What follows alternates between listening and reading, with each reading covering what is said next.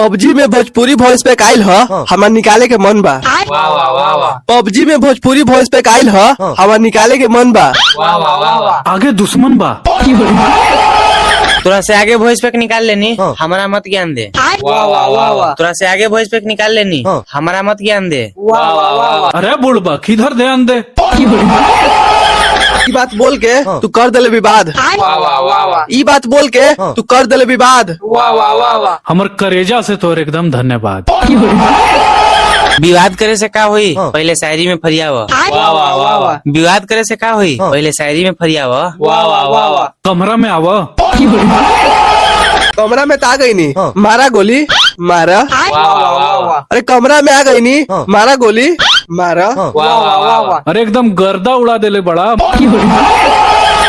हम अकेले सबके संभाल लेम तू मत डरी है। वाह वाह वाह वाह। हम अकेले सबके संभाल लेम तू मत डरी है। वाह वाह वाह वाह। ज्यादा लिबिर लिबिर मत करिया।